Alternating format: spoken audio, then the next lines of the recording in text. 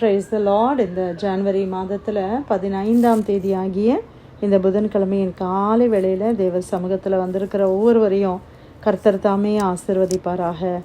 இந்த நாளிலும் நம்ம தியானிக்கிற தேவனுடைய வார்த்தை நம்மளுடைய பரிசுத்த வேதாகமத்தில் எரேமியா தீர்க்கதரிசியின் புஸ்தகம் 30ஆம் அதிகாரம் 10வது வசனம். The book of Jeremiah chapter 30 verse 10. ஆகையால் என் தாசனாகிய யாக்கோபே, நீ பயப்படாதே, இஸ்ரவேலே கலங்காதே என்று கர்த்தர் சொல்லுகிறார். இதோ நான் உன்னை தூரத்திலும் உன் சந்ததியை தங்கள் சிறையிருப்பின் தேசத்திலும் இராதபடிக்கு ரட்சிப்பேன். யாக்கோபு திரும்பி வந்து அமர்ந்து சுகித்து இருப்பான், அவனை தத்தளிக்க பண்ணுகிறவன் இல்லை. அல்லேலூயா. கர்த்தருடைய அருமையான இந்த வார்த்தைக்காக இந்த காலை வேளையில் நம்ம கர்த்தரை ஸ்தோத்திரிக்கலாமா? ஆண்டவர் இந்த நாளிலே நம்மளை பார்த்து சொல்லுகிறார், என் தாசனாகிய யாக்கோபே, நீ பயப்படாதே, இஸ்ரவேலே நீ கலங்காதே. பயந்து கொண்டு இருக்கிறீங்களா பிரியமானவர்களே? எதை குறித்தும் நம்ம பயப்பட வேண்டிய அவசியம் இல்லை. ஆமேன். ஆண்டவர் சொல்லுகிற வார்த்தை, நீ பயப்படாத, நீ கலங்காத. பயம் வந்த உடனே ஒரு கலக்கம் வந்துடுது, அப்படிதானே? எந்த காரியமாக இருக்கட்டும், சரீர காரியம், இல்லை பொருளாதாரத்தை குறித்து, இல்லை குடும்பத்தை குறித்து, இல்லை பிள்ளைகளை குறித்து, இல்லை நாளைய தினத்தை குறித்து நம்ம யோசிக்கும் போது ஒரு பயம் வந்துருச்சுன்னா, பயத்தோடு என்ன வந்துடுது? ஒரு கலக்கம் வருது. என்ன செய்ய போகிறோமோ? எப்போவுமே அந்த கலக்கம் இருக்கும்போது நம்மளால் எதுவுமே நிதானித்து முடிவெடுக்க முடிவதில்லை. அந்த பயமே நம்மளை என்ன செய்யுதுன்னா, அப்படியே முடங்கி போய் விடுகிற விதமாக நம்மளை பேரலைஸ் பண்ணி விடுகிறது. அதனால தான் ஆண்டவர் சொல்கிறாரு, நீ பயப்படாத. நீங்கள் இந்த ப்ரேயர் லைனில் வந்திருக்கிற, இல்லை இந்த மெசேஜை கேட்குற நீங்கள் யாராக இருந்தாலும் ஆண்டவர் உங்களை பார்த்து, என்னை பார்த்து இன்றைக்கி சொல்லுகிற வார்த்தை, இஸ்ரவேலே நீ பயப்படாதே, நீ கலங்காதே. யாக்கோபே நீ பயப்படாத, நீ கலங்காத. உங்கள் பேரை அந்த இடத்துல நீங்கள் போட்டுக்கோங்க. உங்களை பேரை பார்த்து, என் மகனே நீ பயப்படாத, என் மகளே நீ பயப்படாத. சூழ்நிலைகள் எப்படி இருந்தாலும் சரி, யார் என்ன சொன்னாலும் சரி, கர்த்தர் சொல்லுகிறார், நீ பயப்படாத, நீ கலங்காத.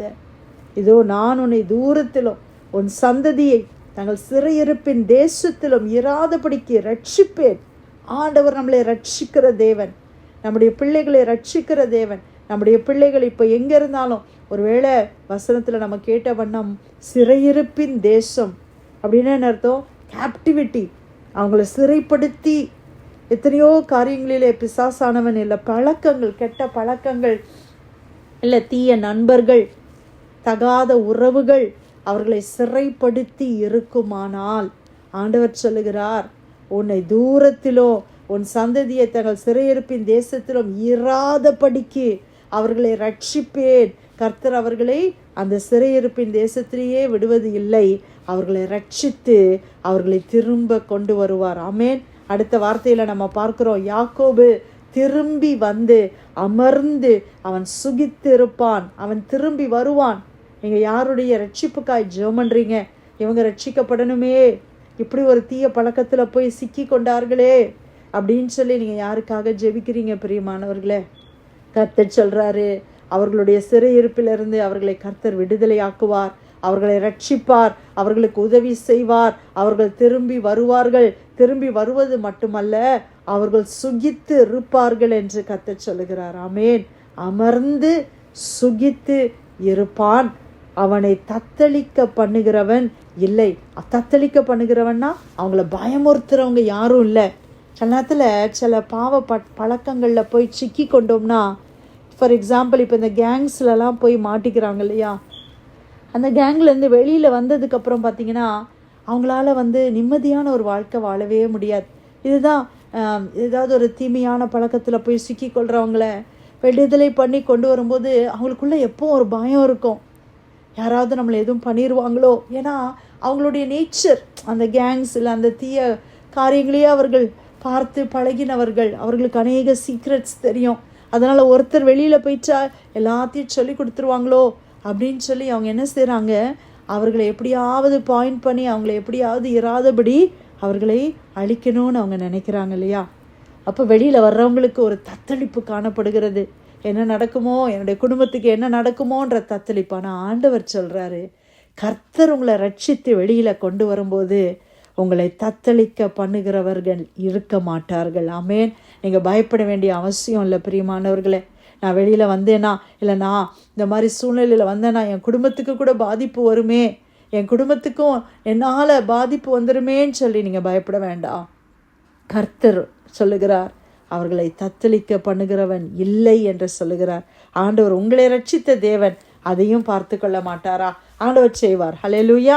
அதனால் நம்ம பயப்பட வேண்டிய அவசியம் இல்லை. நான் வெளியில் வர ரெடியாக இருக்கிறேன், எனக்கு இந்த பிரச்சனைலேருந்து வெளியில் வரணும், ஆனால் அதனுடைய விளைவுகளை நினைக்கும் போது எனக்கு பயமாக இருக்குன்னு நினைக்கிறீங்களா? இல்லை பிரியமானவர்களே, ஆண்டவர் உங்களை வெளியில் கொண்டு வருவது தேவனாய் இருப்பாரே. ஆனால் நீங்கள் பயப்பட வேண்டிய அவசியமே இல்லை.